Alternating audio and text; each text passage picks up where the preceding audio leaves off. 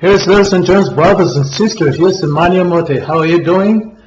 Since God created the man and the woman, Satan, who had previously fallen, had but one idea: exercising dominion over the creation of Yahushua, his best, man created after his image and his resemblance. That's why you see this symbol of dominion from the beast. Okay? So this sign Aleph, from the Hebrew word Aleph, is the sign of the dominion of Satan. You know, and we know that you're going to use an organization after the rapture in the earth called the beast. And that's the consortium of nations to rule the whole world. You know, so Satan has been seeking dominion in the earth. And this is the sign of dominion. Now, are you still a sinner? Well, since he was able to seduce Adam and Eve, first of all Eve, and mingle his blood, his seed, with the seed of the woman, as you can see here, you see the cross representing God, Yahushua, and you see the beast. You see this mixed blood between the blood of the serpent and the blood of the woman. This is the fall, okay? This is the seduction. Genesis 3:15 says, Yhwh told the serpent, I will put enmity between you and the woman, and between your seed and her seed. 1 John 3:8-9. He shall bruise your head and shall bruise his heel. Okay? Donc on voit que Satan, depuis que l'homme a été créé, cherche à le dominer. Il veut exercer la domination. C'est pour ça que vous avez vu cette image de la bête. Il est venu coucher avec la femme pour mélanger son sang. Now we see here the work of restoration, seeing that the Christ came down to the earth in order to restore the divine blood. He was crucified so that the blood of man could be cleansed from the blood of the serpent. Okay, so the blood of the creation was soiled by the sexual intercourse between Satan and the woman. Okay, then he said, it is finished. Quand Jésus-Christ a pris le vinaigre, il a dit, tout est accompli. En baissant la tête, il rendait l'esprit. So he said, it is finished. That is, I've accomplished the work of purification of the blood of those who are called to become sons and daughters of the Almighty God.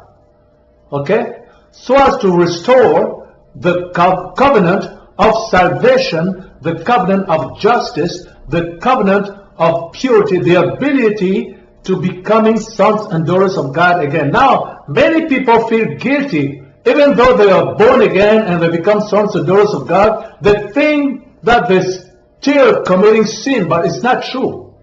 You know, 1 John 3:8-9 says that actually, if you are born again, you know, 1 John 3:8-9 says, he who sins is of the devil, for the devil has sinned from the beginning.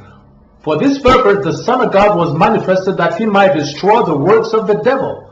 Whoever has been born of God does not sin, for his seed remains in him, and he cannot sin because he has been born again. Okay? So you cannot sin because the seed of God remains in you. That's the point. And this is a very excellent news, because many Christians still feel guilty. Many believers still guilty. They say, oh, I'm born again, but I'm still a sinner. This is not possible, because there is something that is called the seed of God. 1 John 3:8-9 says, he who sinned is of the devil, for the devil has sinned from the beginning. For this purpose the Son of God was manifested, that he might destroy the works of the devil.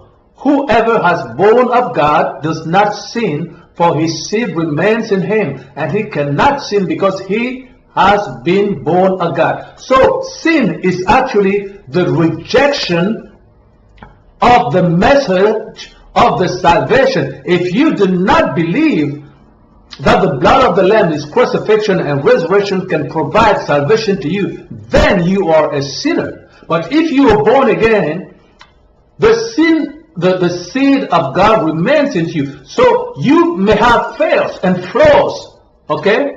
You may have defections, but you cannot be a sinner. Okay, this must be clear.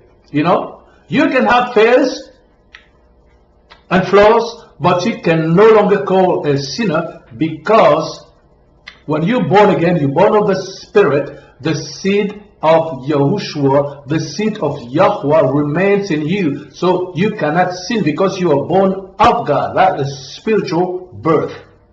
Donc, mesdames et messieurs, vous ne pouvez plus pécher une fois que vous êtes né de nouveau, parce que 1 Jean 3, 8, 9 nous dit que celui qui est né de Dieu ne pêche plus. Celui qui est né de Yahweh ne pêche plus, parce que la semence de Yahweh, la semence du Père, la semence divine demeure en lui. Donc vous pouvez faire des fautes, vous pouvez vous tromper, vous pouvez faire des erreurs, mais vous ne pouvez plus pécher. Donc il faut arrêter cette culpabilité, cette contradiction qui consiste à dire je suis à la fois un enfant de Dieu, un enfant de Yahweh, et en même temps je suis un pécheur. Ce n'est pas possible. Vous pouvez faire des fautes, vous pouvez commettre des erreurs, mais vous ne pouvez plus être des pécheurs. Hein, contrairement à ce qu'annoncent les catholiques, les musulmans et les autres. Nous sommes affranchis du péché. D'accord? Parce que la semence divine est en nous. Lorsque le serpent est venu coucher avec la femme, il y a eu deux semences dans la femme. Il y a la semence du serpent et il y a la semence divine. Hein? Celle qui est réservée à ceux qui vont revenir par le sang du Christ dans le royaume de notre Père. D'accord? Mais maintenant, il faut distinguer ces deux semences.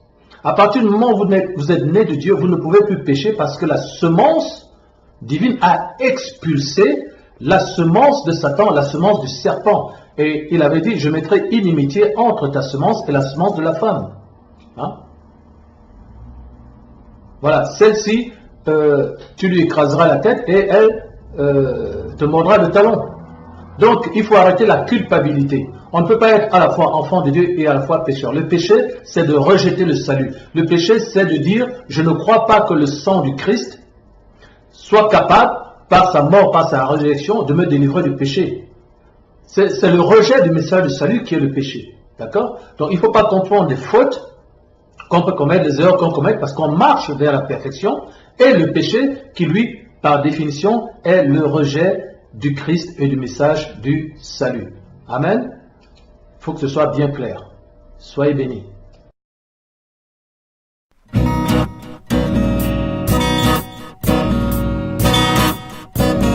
À tous les enfants du monde entier, je veux dire mon amour.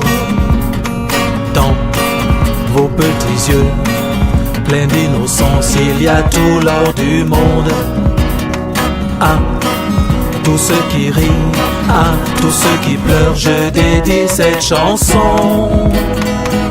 Nous vous aimons si fort.